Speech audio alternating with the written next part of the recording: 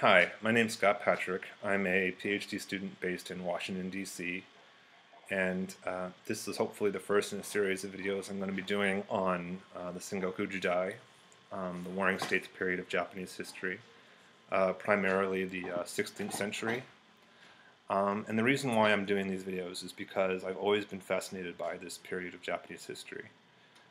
It's not my academic expertise. I'm not a history person or a Japanese cultural history person. Um, I'm more of a political science person. Um, I don't speak Japanese, so I'm probably going to mar a lot of the correct pronunciation of a lot of these names and terms and so forth. So I hope you'll forgive me for that. Um, but yeah, like a lot of people growing up, I was just really enamored with the movies of Akira Kurosawa, Seven Samurai, Ron, Kagemusha, video games like Shogun Total War, um, uh, Nobunaga's Ambition series by Koei, the Samurai Warriors series, comic books, cartoons, a lot of the stuff that we get from Japan or is based on Japanese history. But it was only as I got older and did more research on this topic that I realized that a lot of what we think we know is wrong. And there's two reasons for that, I think. And the first is that we get it from popular culture. A lot of what we think we know about the Sengoku period and samurai and so forth is from pop culture. And video game creators, directors, screenwriters, they don't have an obligation to be historically accurate. They want to tell a good story. They want to sensationalize things to make it more interesting, and to appeal to a broad audience of everything from adults to children. So they simplify things, they embellish things. So a lot of what we think we know is just not true. It's been made up. And secondly, there aren't a whole lot of historical sources from the Sengoku period that survives today. The Sengoku period, it was a time of war, as the name implies. And there was a lot of villages being burned down, a lot of castles being burned down, clans being wiped out, people being put to the sword. So there wasn't a lot of objective analysis, being preserved or handed down. And a lot of what we think we know, for example, in the work of Stephen Turnbull, who's kind of held up as an authority on medieval Japan and samurai culture, a lot of his stuff is based on historical sources that were written decades and decades after the fact.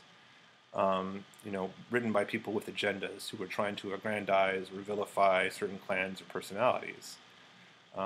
So, from a rigorous academic standpoint, they're of dubious historical value because they're not independent, analyses. We can't verify them.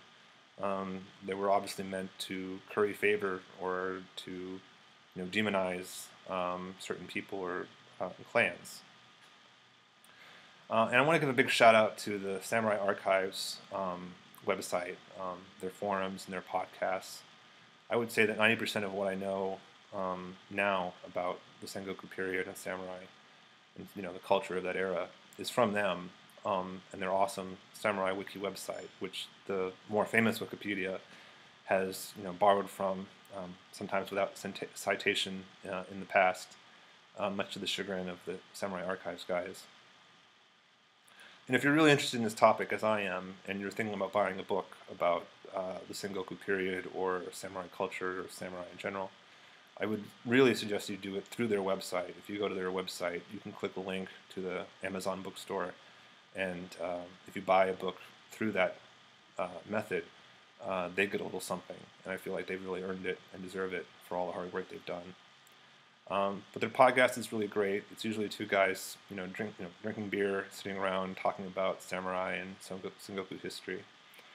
And it really inspired me to start, doing these videos, and I hope you enjoy them and get something out of them.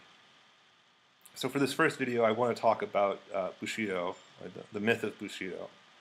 It's something that the Samurai Archives guys have talked about a lot in the past on their own podcast. But I think it's really important because it kind of highlights the fact that what we think we know about samurai and medieval Japan is just wrong. It's based on sort of a fantasy that has been created that's distorted reality. And I just kind of want to add my voice to the chorus that are pointing out that this is not the case. So what we think of as Bushido is actually more of a modern invention than from medieval Japan. It has its roots in 19th century Japan. You may remember, Commodore Perry came from the United States to Japan to force open Japan to the West, to force the Japanese government to end its closed doors, isolationist policy. And this led to the introduction of trade with the West, Western technology, Western ideas, Western culture. And as a reaction, people in Japan wanted to come up with their own unique sense of identity. And so they started looking back with, I guess, rose-tinted glasses to their past, looking for sort of their own version of things like chivalry and knights. And for them, that was samurai and this idea of Bushido. Bushido literally means way of the warrior. Bushi is warrior. Do is way in Japanese. And it's this idea that in order to be a good warrior, a true warrior, you have to be loyal to a fault. You have to be honorable to a fault. You have to fight to the death. Ideally, you should follow your lord in death once he dies. Now, if you actually look back at medieval Japan, you'll find that plenty of examples of samurai not behaving according to these principles. And there was no Bushido back then. There was no concept of this is the way you must behave or you lose your samurai license. It was a feudal society. It was a feudal structure in medieval Japan. At the top you had the lords, you had the upper classes, the property owners. And at the bottom you had your peasants, your Japanese version of serfs, the commoners working in the fields, the rice fields, providing the rice and the wealth for the upper classes. And in order to protect this order of things, you needed to have a warrior class, the samurai. Samurai literally means one who serves, and these were those who served as warriors to the upper classes, putting down any revolts or unrest that happened, keeping the peasants in line, and just enforcing the status quo. And again, it wasn't about I want to serve my lord because he's the best, or it's my place in society, or any of these just ideas. Mm-hmm. It was very much a practical relationship where the lords would provide food, shelter, clothing, land, prestige, wealth to the samurai in exchange for fighting for the interests of the lords. So it was very much a practical thing. It wasn't just about loyalty and so forth. And you may find some writings from that period saying, an ideal samurai should be loyal to the end, should always be honorable, but really this was just a way of social control. It was a way for the upper classes to say, you're acting in accordance with, how you're supposed to behave by being such a great, servant. In reality, as a samurai yourself, you probably, it would have been nice if your lord was a good guy, someone you liked. But it's just like, a corporation today or the mafia today. Your boss may be Tony Soprano. He may be a real jerk, sleeping around, being a drunk, being an idiot. But, because at the end of the day, he protects you, he affords you certain status, he lets you keep a certain percentage of, what you loot and plunder, you're going to follow him. And, as long as he does a good job, you don't have an incentive to betray him. But there are plenty of cases from history, from the Sengoku period, where samurai did switch sides and betray their lords. In the 1560s, Oda Nobunaga, a warlord who was based in Owari province around modern-day Nagoya, decided to invade the province to his north, Mino, which had been under the control of his father-in-law, Saido Dosan. And Saido Dosan had been overthrown and killed by one of his sons. And so on the pretext of avenging his father-in-law, Oda Nobunaga invaded Mino. Now, of course, it should be pointed out, he had no real desire to avenge his father-in-law. We know this because once he took Mino province, he didn't replace the head of the Saido clan with another member of the Saido clan, a more, a guiltless one. He took Mino province for himself to make himself more richer, more wealthy, and more powerful.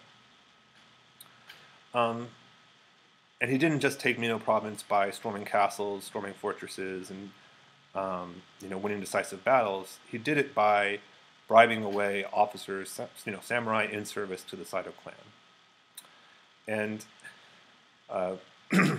it was basically kind of like the off season of your favorite sports league. When the players are free agents and they're going for the best contract that a team is offering them. If you could go to a samurai and say, I will pay you more, I will do better for you than your current lord is doing for you. Things are better over here. A samurai would have no practical reason not to switch sides. Which is not to say, again, that there weren't honorable samurai who may have actually genuinely believed in sort of these virtues of behavior. But for the most part, just like today, people will act according to their basic needs or material incentives. That was typically the case in the Sengoku period. To use another example, the guy who sort of succeeded Oda Nobunaga. Oda Nobunaga was murdered in 1582 by one of his generals. And another one of his generals, Toyotomi Hideyoshi, who was going by the name Hashiba Hideyoshi at the time, decided, he took up the cause of avenging Nobunaga. Now, again, this is purely pretext. He didn't actually install one of Oda Nobunaga's sons, one of his rightful heirs, as the head of the Oda clan to continue the subjugation and conquering of Japan. He took power for himself. He used one of Nobunaga's sons as as a pawn, basically. Much like Oda Nobunaga had used a relative of the shogun, sort of the head of government in this time period, to march on the capital, take it over, and Nobunaga proceeded to use the shogun as a pawn, even though, according to sort of the mores or the way things should have been at the time, according to the society at the time, he should have acknowledged the shogun as his master, as his superior. It didn't happen. He tried to use the shogun as a puppet. And the cycle repeated itself. Once Hideyoshi kind of took Nobunaga's place, he managed to subjugate the rest of Japan. He did this by often striking deals with some of the samurai houses. Those, and especially in remote locations, were told, you can keep your little corner of Japan, your remote, castles and fields, as long as you acknowledge me as being supreme over you, being your superior. And instead of fighting to the death or fighting to preserve the honor of their clan, as Bushido might dictate, the vast majority of these clans did so. They said, "Okay, you're right. You're the boss now. We'll just hold on to our little province in Kyushu or northeast Japan. Just let us keep what we already have." And the exceptions, like the Hojo clan in 1590, decided that they're going to fight to the last and hold up in their castle. They didn't have an happy ending. They got starved out of their castle. They were surrounded by pretty much every other clan that had already submitted to Hideyoshi. And when the castle finally fell, they were put to the sword and basically wiped out. So again, maybe they were acting out of some sort of sense of, death before dishonor. But it's pretty much considered a very stupid and dumb decision to not do what almost every other clan did, which was say, hey, there's resistance is futile. We acknowledge you as the new head of the government, basically, of all of Japan, unifier. And sure enough, once Hideyoshi passed away, he had a minor son, a young son, who was coming of age. The idea was that the Toyotomi would rule. Things would pass to this son when he came of age. One of the generals who had submitted to Hideyoshi, Tokugawa Ieyasu, basically rebelled. He defeated the generals who were loyal to Hideyoshi and the Toyotomi, and this kid who was set to become the successor to the Toyotomi was killed, and Tokugawa were the ones who set up a new shogunate that lasted until Commodore Perry arrived. Well, after that, but lasted well into the 19th century. So again, even the big guys, of all the big names that I just went through, all of them had very blatant examples of not behaving according to the principles of Bushido, as we understand it today. But even other guys that I can name, both well-known and lesser-known, Takeda Shingen and Yusuji Kenshin are both often held up as being heroes from the Sengoku period. Oda Nobunaga, Hideyoshi, Ieyasu, in popular culture, they're usually treated both as heroes and villains. Oda Nobunaga is sometimes portrayed as the Demon King. Hideyoshi's kind of portrayed as this, buffoon comedic character. Ieyasu is sometimes portrayed as this, fat, corpulent, cruel guy. Shingen and Kenshin, however, are usually portrayed as being these very upright, morally virtuous. They both took on sort of the trappings of Buddhist monks. Kenshin, in particular, was said to be the protector of Buddhism in Japan. And very rarely do you see anything negative said about them. However, both of them came to power in very sort of shady circumstances. In Shingen's case, he overthrew his father with the collaboration of another clan, the Imagawa, to the south of the Takeda lands in Kai. And in Kenshin's case, he overthrew his brother. Once Kenshin came of age around 14 or 15, he overthrew his brother, who had been installed as the rightful ruler of the. It was before they were the Usiji. He was still the Nagao at the time. Kenshin himself later switched to the Usiji name for reasons I'll go into in another video. But again, you do read stories about how these were just acts, like even though they were underhanded coups, basically. Shingen's father and Kenshin's brother were jerks, and they deserved it. And their retainers, the old the wise officers, really hated these guys, and they asked Shingen and Kenshin to do it for them. But do we actually believe that? Probably not. I mean, it's by any stretch. I mean, it's not like Kenshin and Shingen were, once they were installed, all that great at being really awesome guys. Shingen, as we know, killed his own son. Yoshinobu was his heir. He was accused of conspiring to overthrow his father, Shingen.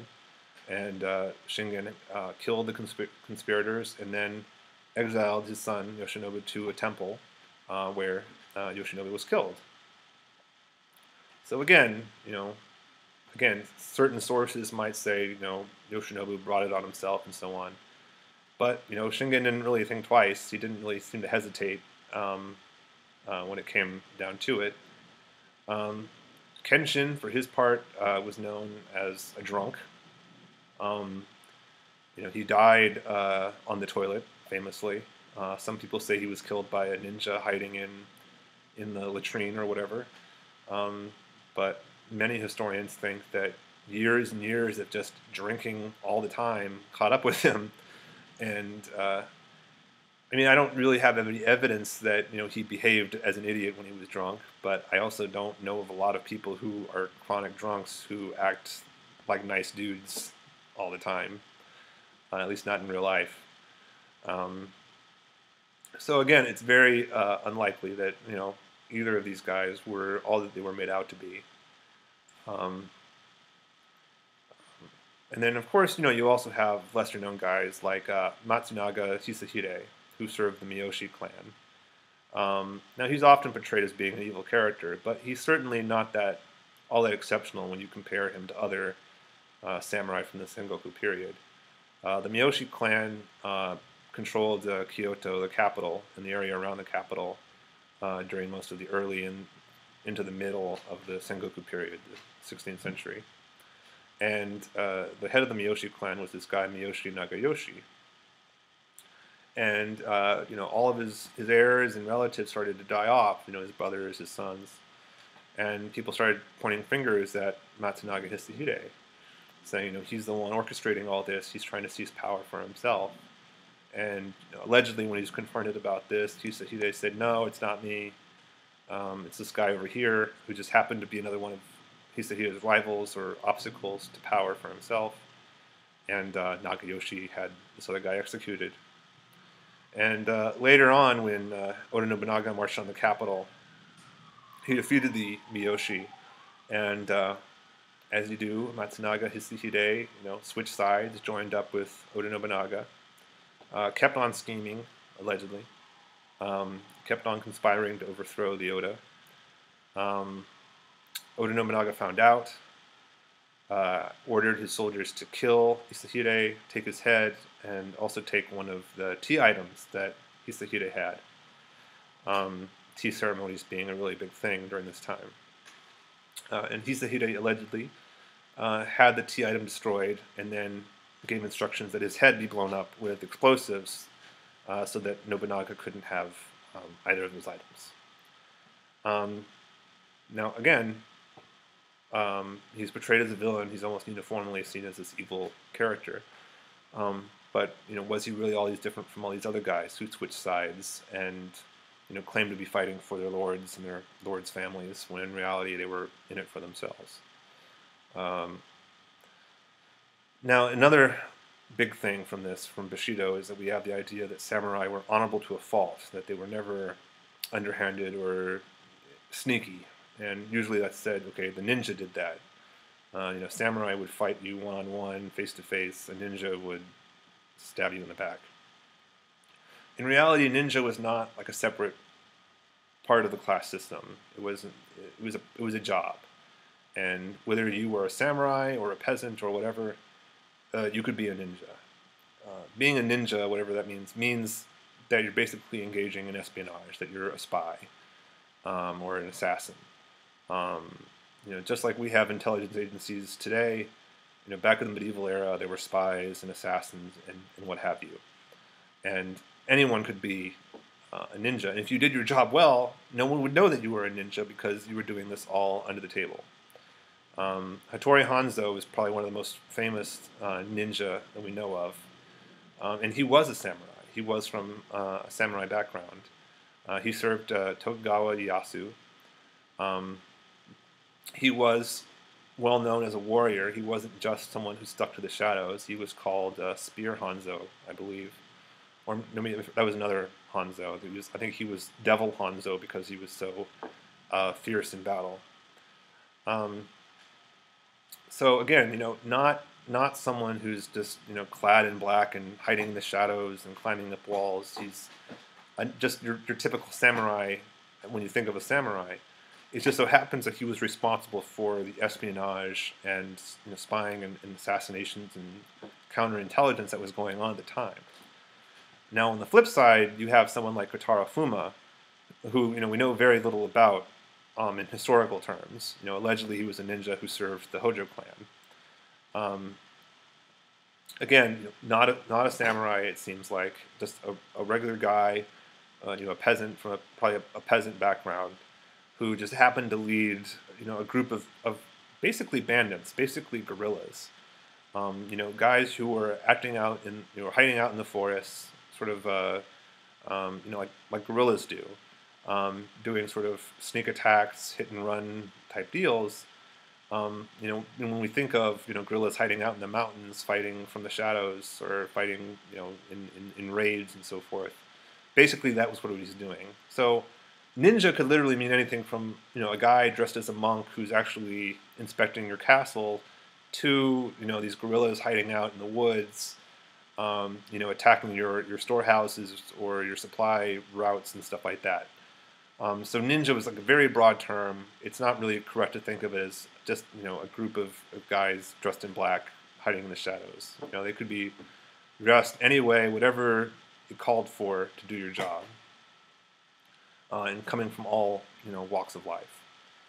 Um, and in terms of tactics in battles and so forth, probably one of the most famous battles, if not the most famous battle from the Sengoku period, was an ambush.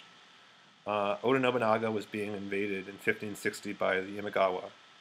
The Imagawa allegedly, outnumbered the Oda by a huge amount. Probably not as huge as we think in pop culture.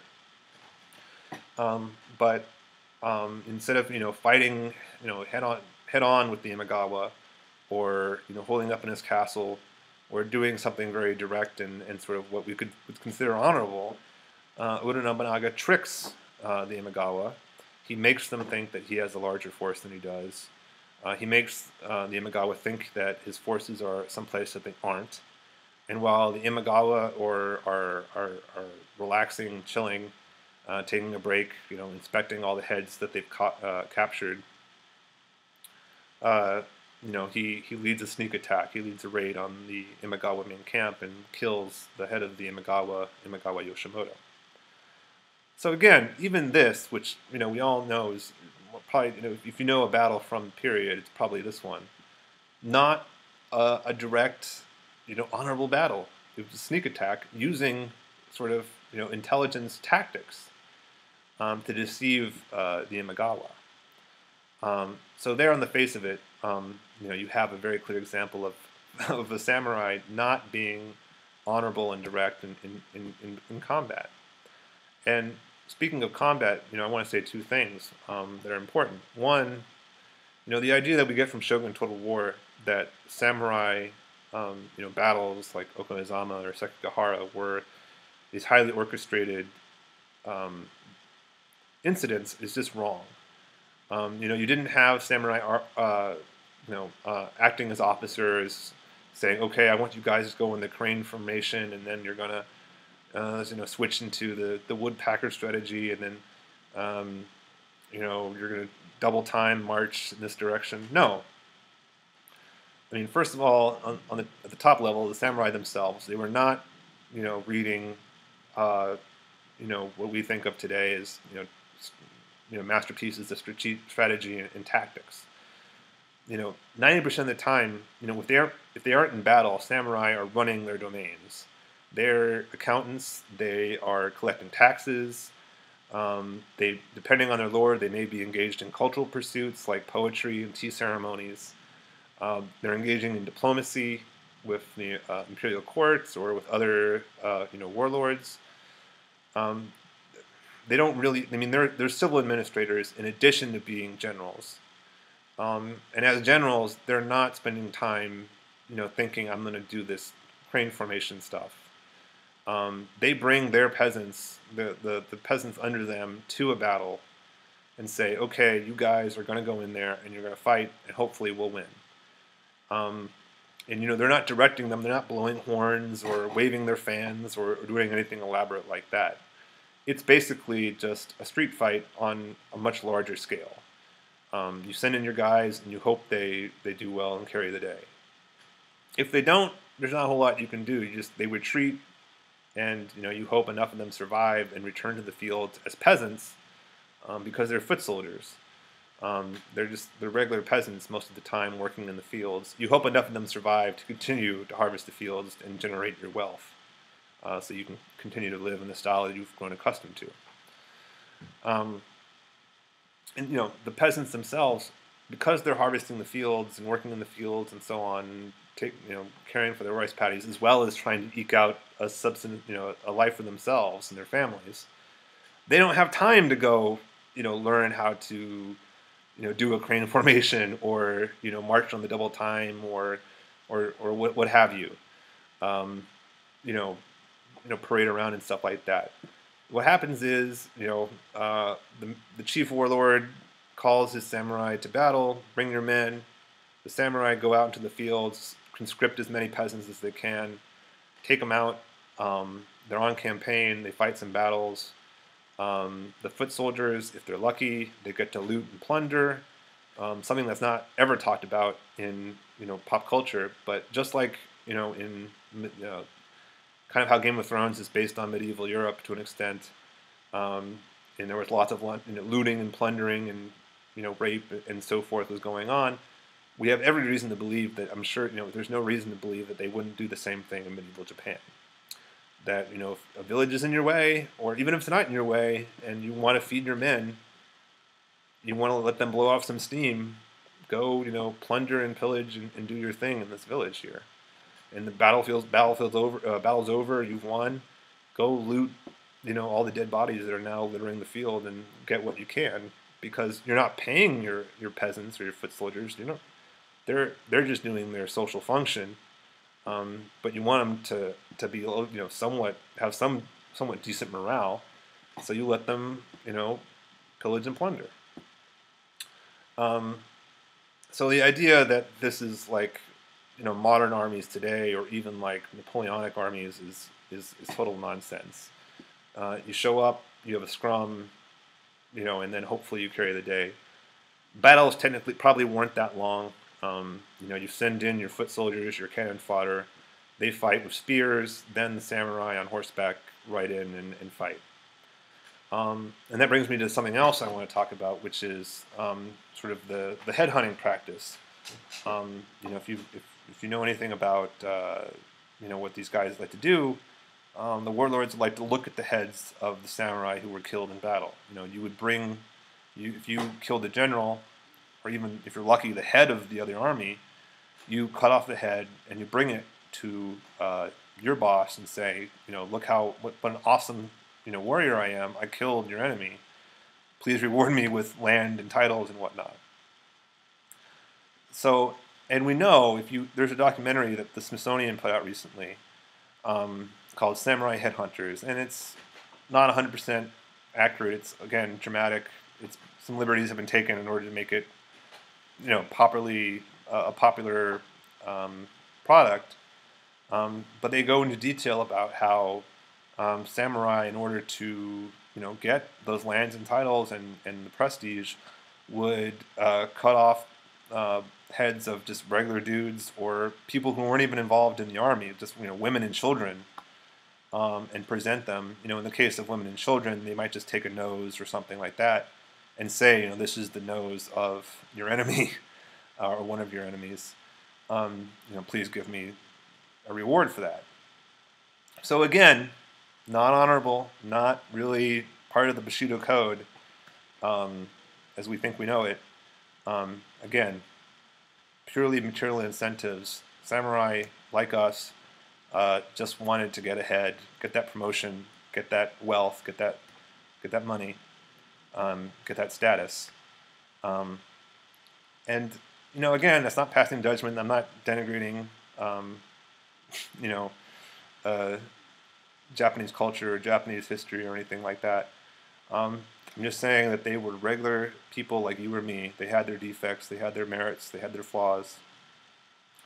And we should embrace the fact that, that's the way they were. And, instead of putting them on a pedestal or thinking of them as some sort of enigmatic, inscrutable riddle of history or some fantasy that we might have, history is interesting on its own, and we should take it for what it really was, rather than some sort of myth or notion we might have. So that's been my first video. Hopefully, if there's sufficient interest, I'll do more. Maybe at least a couple more because I want to. And if there is interest, I'll keep churning them out. So anyway, I hope you've enjoyed it, and I'll see you next time. Bye.